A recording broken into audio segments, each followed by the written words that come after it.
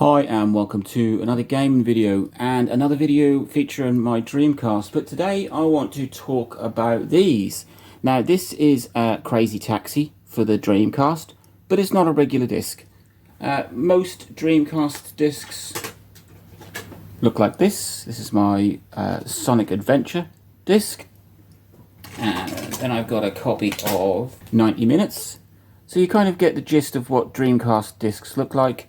They do generally tend to have a bit of colour to them, etc. But this is what's known as a white label. So it's not a finished game, or it's not a full game. Somewhere on the disc it says that it's sample only, not for resale, pre-production copy. I don't know if you can just about make that out there in this sort of shiny writing. So this is not an off-the-shelf game. This is a white label, and now there's quite a few of these about for various different games. Some are worth more than others. They're not worth as much as they used to be. There was a huge craze for people collecting them, and they went sky high. But you can get multiple games: Sonic Adventure, Daytona, Soul Calibur, I think, Shenmue. And this is Crazy Taxi. Now, when I was looking around to find just what this was kind of valued at, I couldn't find anybody selling a Crazy Taxi for the Sega Dreamcast on a white label.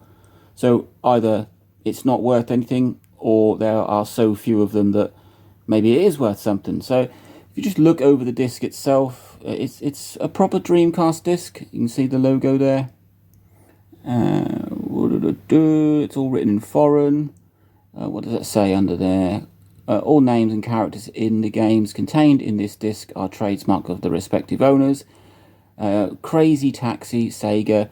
And then you obviously got that bit that I just read out, which says sample only, not for resale, pre-production copy. Now, I've read that some of the games released on white discs weren't complete, or that they had bits in them that they took out of final copies, and then some of these were just the full game just on a white disc, and I'm not sure what this one is.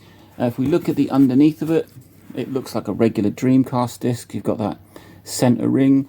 This one is quite heavily scratched, but that doesn't normally affect Dreamcast games. So what happens when you put this in a Dreamcast? Well, let's have a look.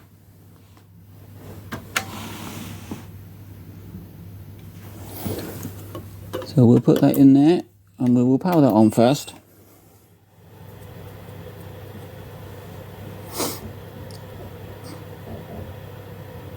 Okay, so let's close the lid and let's load the disc.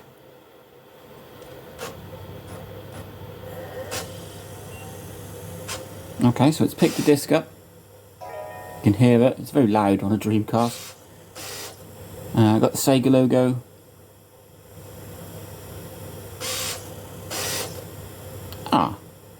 And then it goes back to the menu screen. That is a little bit disappointing. Let's just try that again.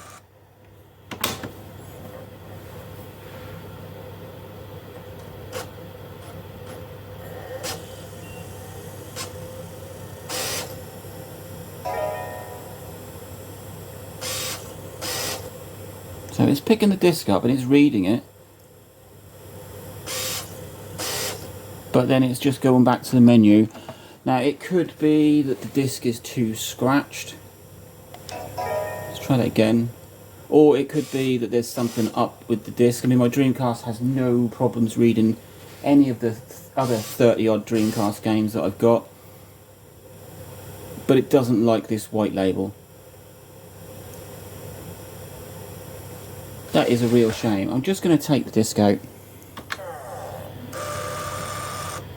Give it a bit of a clean. It could be that it's too scratched and it can't read it properly. I mean, these discs are quite old. Dreamcast games, or the Dreamcast itself, was only out for about 2 years. So Let's see if it picks that up.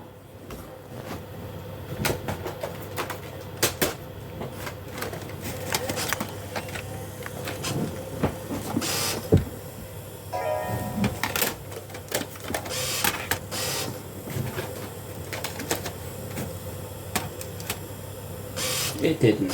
Well, that is a little disappointing. If somebody has one of these discs, if it's a Crazy Taxi or another white label, I would be pleased to hear if you can get yours working. Let me know. Link, like, subscribe, enjoy.